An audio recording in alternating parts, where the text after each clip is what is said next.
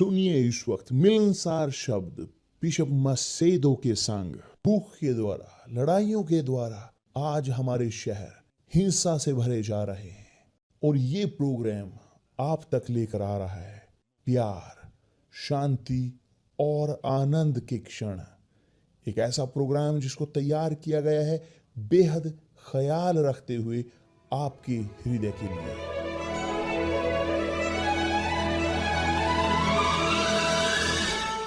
और अब आपके साथ मिलनसार शब्द बिशप मसेदो के।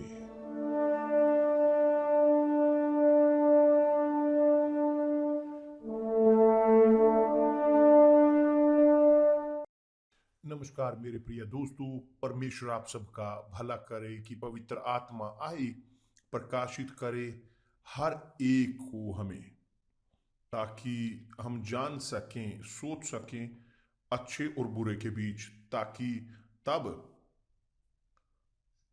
हम अच्छा चुन सकें प्राकृतिक तौर पर। देखिए यहाँ पर अभी भी ट्रीट करते हुए समझदारी भरे विश्वास के बारे में। विश्वास तर्कसंगत विश्वास जो सोचता है, तोलता है, आंकलन करता है, यह विश्वास कि जो है पवित्र आत्मा का, कि जिसका कोई लेना देना नहीं भावनात्मक विश्वास के साथ, संवेदना के साथ, भावना के साथ, एक इमोशन, ये मैं महसूस कर रहा हूं, मैं महसूस कर रहा हूं, कुछ नहीं ऐसा। समझदारी भरा विश्वास, विश्वास उसमें कि जिसको हम नहीं देखते, कि जैसे उम्मीद, उम्मीद समझदारी भरी, ईमानदारी भरी, कि एक व्यक्ति उम्मीद करता है धैर्य के साथ, मगर उम्मीद भावनात्मक उम्मीद जो हृदय की है, वह उम्मीद है कि एक व्यक्ति जो चिंतित कर देती है एक व्यक्ति को, चिंतित, और तब वे खोते हैं क्योंकि वे मिक्स करते हैं जो एक चीज को दूसरे के साथ। समझदारी भरा विश्वास हमें लेकर जाता है एक उम्मीद धीरज के साथ। तर्कसंगत विश्वास समझदारी भरा इंतजार करता है, क्योंकि उम्मीद उसमें कि जिसको हम देखते हैं वो उम्मीद नहीं है तो ये नहीं कि जो लिखा है ना, बहुत ठीक। समझदारी भरा विश्वास बोलता है एक उम्मीद के बारे में, धीरज के साथ हम उम्मीद करते हैं, धीरज के साथ, कि कुछ भी चिंता के साथ नहीं। तो बोलते हुए इस विषय के बारे में समझदारी भरा विश्वास कि जो बहुत कम लोग जीते हैं, जिसमें निराशाजनक तौर पर बहुत कम लोग, और इसीलिए बहुत अधिक लोग जो नरक में प्रवेश कर रहे हैं इस विश्वास के साथ। मगर विश्वास जो भावना का है, कि जैसे अमीर, कि जो वहां अमीर वो गिरा, मगर वहां नरक में कोई अमीरी नहीं थी, वहां कोई न गरीबी, वहां अग्नि है। ठीक, तो चलिए बात करते हैं समझदारी भरे विश्वास के बारे में। आसाप, हम कल बात कर रहे थे रात को आसाप के बारे में। एक जो लेवी था, परमेश्वर का जन, परमेश्वर से भय रखने वाला, सही अपने व्यवहार में, अपने काम में, और इसीलिए कि वह जिसके पास वहां बहुत सारे भजन संहिता लिखे हुए हैं, आसाप के बहुत सारे दर्ज हैं, और भजन संहिता 73 में, जैसे कल हमने कहा था, कल बताया था, यह उसका है। मगर वह बेचारा उन क्षणों में उसने कहा इस प्रकार कि मेरे डग तो उखड़ना चाहते थे, कि रास्ते से मेरे डग फिसलने ही पर थे, क्योंकि जब मैं दुष्टों का कुशल देखता था, तब कि उन जो घमंडी थे, जो नहीं भय रखते थे, जो इस संसार की जिंदगी जी रहे थे, कि मेरे पास घमंडियों के विषय में डाह करता था, कि जब मैं देखता था उन लोगों की समृद्धि जो दुष्ट थे, अविश्वासी थे। तो आसाप बहुत बढ़िया है। उसके पास ये एक विनम्रता थी अपने पाप को बताने की, कमजोरी को। और इस भजन संहिता में, यह भजन संहिता बहुत बहुत ही प्रकाशन देने वाला है, क्योंकि देखते हुए दूसरों की ओर, और यहाँ तक कि ईर्ष्या करते हुए उनसे, देखते हुए कि जो दूसरों के पास है, और ऐसे वह परमेश्वर की संतान के तौर पर परमेश्वर का होने के कारण उसके पास नहीं है। क्षमा चाहता हूं, मैं इस प्रकार हंस रहा हूं क्योंकि मैं देखता हूं इस प्रकार का बचपना, इतना कमी भय की। क्योंकि सत्य है इस प्रकार, क्योंकि जो मैंने सीखी युवावस्था में, विश्वास में, बचपन में जब मैं विश्वास में शुरू किया, मैंने सीखा देखना मेरे परमेश्वर की ओर, ना कि घमंडी के तौर पर मैं केवल मैं खुद देखना चाहता था, मगर आध्यात्मिक तौर पर देखते हुए मैंने सीखा ख्याल रखना मेरी आत्मा का, ख्याल रखना मेरी आत्मा का। और ऐसे होते हुए भी कि बहुत बहुत बार मैं गिरा, बहुत बार मैं विफल रहा। क्यों? क्योंकि जब हम देखते हैं, जब हम हमारी आंखें दूर करते हैं वेदी पर, और यह रखते हैं वेदी पर जब हम सिक्योर हैं, मगर जब हम वेदी से भटकाते हैं, गिरते हैं। क्यों?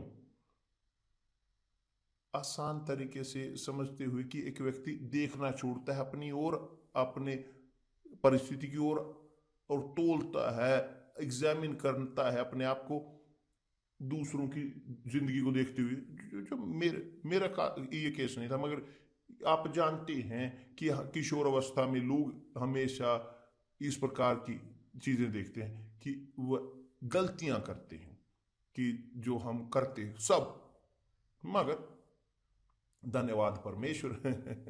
पवित्र आत्मा बहुत अच्छी, शानदार है पवित्र आत्मा।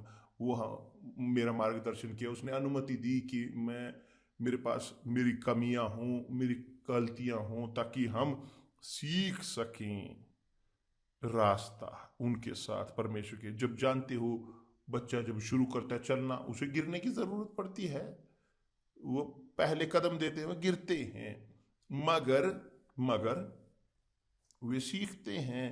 विक्षण आता है कि अब नहीं गिरूंगा। तो इस प्रकार विश्वास में है तर्क संगत विश्वास, समझदारी भरा विश्वास, ये विश्वास जो सोचता है, आकलन करता है। देखिए नबी या नबी आसाप, यहां एक परमेश्वर का जन होते हुए, परमेश्वर का जन होते हुए वह गिरा, गिरा लालच में, ईर्ष्या के, मगर गिरा डाह में। क्यों? क्योंकि दूसरों की ओर देखता रहा।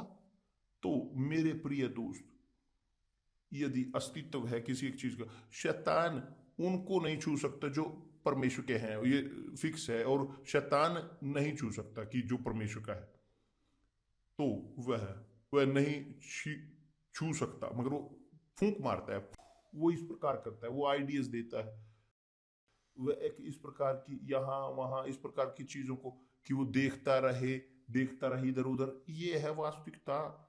वह एक प्रकाश यहाँ लाइट जलाएगा, वहां जलाएगा, वहां एक लाल, वहां एक सफेद, वहां एक पीली, वहां वह ध्यान खींचना चाहता है।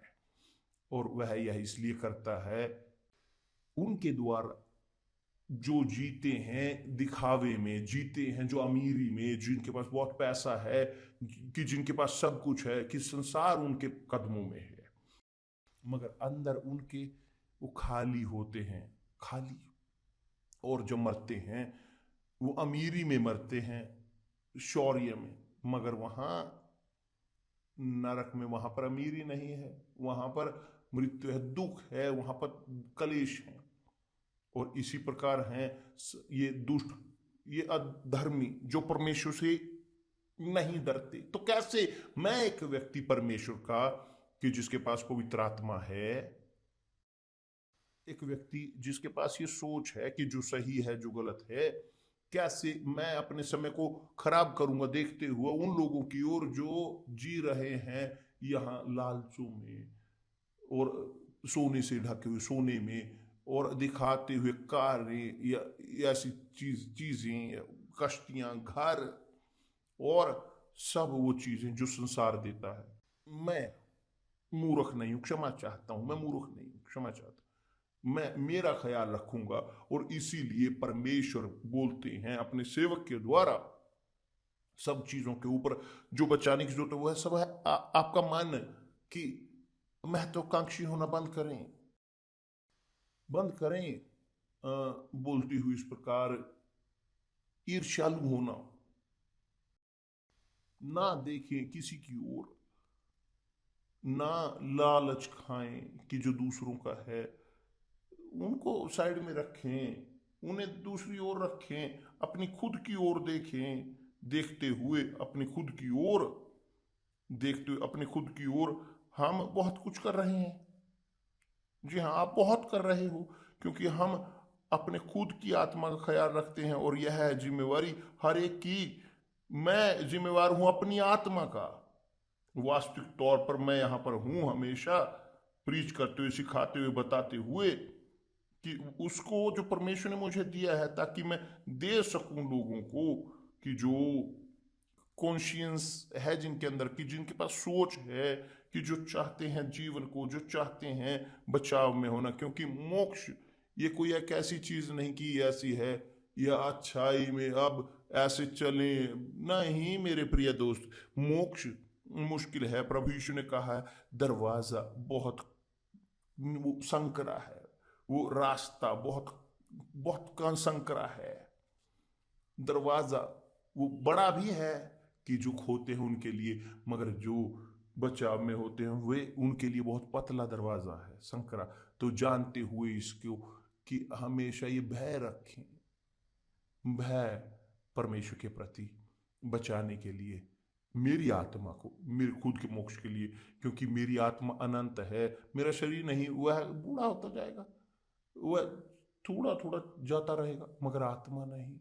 आत्मा अनंत काल की है, और परमेश्वर ने मुझे दिए ये अधिकार बचाने का या मेरी आत्मा को खोने का भी। यदि मैं ख्याल रखूं और सही चुनाव करूं तो मैं अपनी आत्मा को बचाऊंगा, अपनी आत्मा को, कि सब चीज से ऊपर मैं चाहता हूं जीतना आत्माओं को प्रभु यीशु के लिए, मगर इससे पहले मुझे मेरा ख्याल रखना है। यह वास्तविकता कि है एक कहावत ना, कि तो थोड़ा हो तो सबसे पहले अपने लिए बचाएं, और मोक्ष के साथ भी इसी प्रकार है कि आपको गंभीरता से लेने की जरूरत है सबसे ऊपर, सबसे पहले स्थान पर। क्योंकि पहली सबसे आपकी आत्मा, आपके माता पिता, आपके बच्चों से, आपके परिवार से, सब चीज से ऊपर में वही चीज मैं इस प्रकार कहता हूं, सबसे पहले मेरी आत्मा। रुकिए, प्रभु यीशु ने कहा पहले खोज करे परमेश्वर के राज्य की, कि हर एक को अपने हिस्से का कार्य करना है, और मुझे ख्याल रखने की जरूरत है कि मेरी आत्मा वो बचाई जा सके। तो आसाप वह पहुंचा उस क्षण पर कि कहने के कि मेरे मेरे पांव लगभग डगमगाने को थे, और कुछ ही मेरे डग फिसलने को थे। क्योंकि उसकी समस्या क्या थी? क्योंकि वो गिरने को था। क्यों? क्योंकि वो दूसरों की ओर देख रहा था। जब दूसरों की ओर देख रहा था तो ईर्ष्या पैदा होती है। क्यों? क्योंकि मैं चाहता हूं कि ललचा है ना, कि मेरे पास ये होता, वो अविश्वासी, ये पापी है, मैं जीता हूं यहाँ परमेश्वर के घर में रहता हूं, इनके पास सब कुछ है, मेरे पास कुछ नहीं। कि कुछ नहीं है, मेरे पास पवित्र आत्मा है मेरे पास अमीरी की अमीरी है, सबसे बड़ी महिमा जिसका अस्तित्व है स्वर्ग और धरती पर। मेरे पास दूत नहीं है, मेरे पास खुद पवित्र आत्मा है।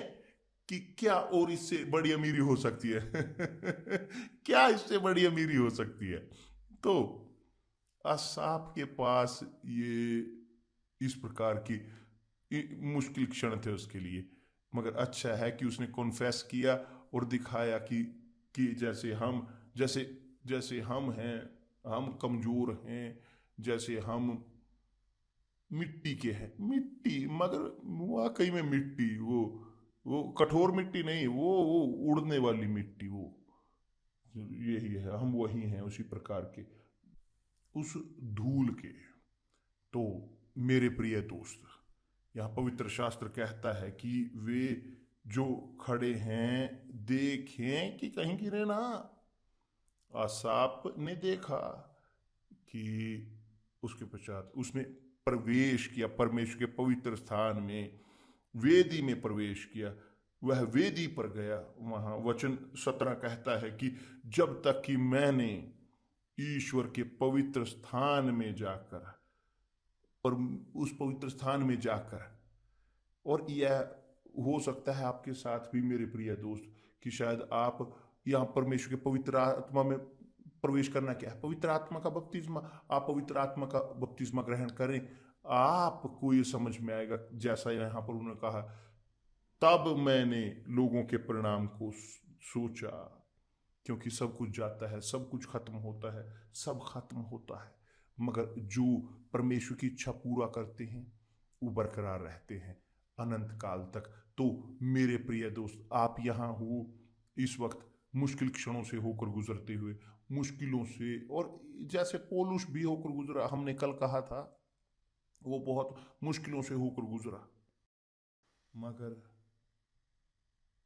परमेश्वर ने उसे कहा मेरा अनुग्रह काफ़ी है, और उसने कहा मेरे लिए, आपको भी, हम सबको, मेरा अनुग्रह काफ़ी है, ना दूसरों की ओर देखें, अपने खुद की ओर देखें, मेरा अनुग्रह काफ़ी है। और परमेश्वर अनुमति देते हैं कि हमारे पास हों समस्याएं, धन्यवाद परमेश्वर, परमेश्वर अनुमति देते हैं कि हम सामना करें मुश्किलों का, धन्यवाद परमेश्वर, परमेश्वर हमें देते हैं कि धन्यवाद परमेश्वर, क्योंकि ये इस प्रकार के कांटे वो हमें बरकरार रहते हैं, सतर्क, हमें फिसलने नहीं देते विश्वास में।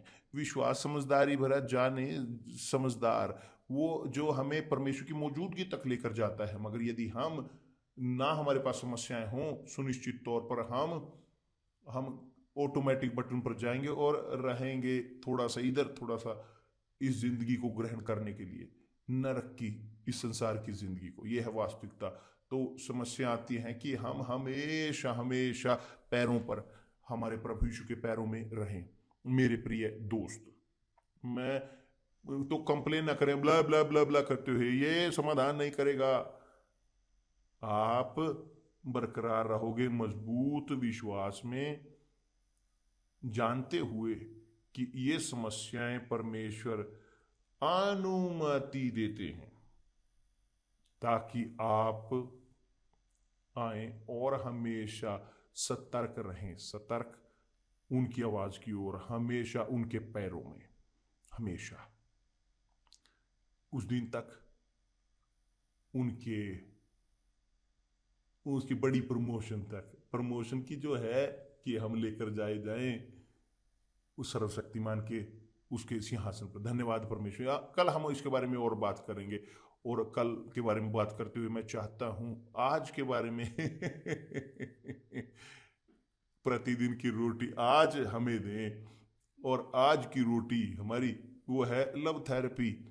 आज 8 बजे रिनातो और क्रिश्चियानी होंगे सहायता करते हुए, आप सब की समाधान करते हुए, समस्याओं का भावनात्मक, और इस प्रकार से कि जैसे उन्होंने किया, उनके पास भी बहुत बड़ी समस्याएं थी, बड़ी, उनके पैर लगभग फिसलने को थे तो असाप की तरह, मगर वे समस्याओं में भावनात्मक, कि जब उन्होंने दोनों ने, आज वो प्रोफेसर हैं स्कूल में, लव स्कूल में, तो आज 8 बजे जिनके पास भावनात्मक समस्या है, कोई भी, चाहे आपकी समस्या हो, चाहे आप सिंगल हों, और या आप डाइवोर्स हों, या शादीशुदा, या आप जी रहे हैं भावनात्मक समस्याओं में, अच्छा है कि आप हिस्सा लें यहाँ आज रात 8 बजे।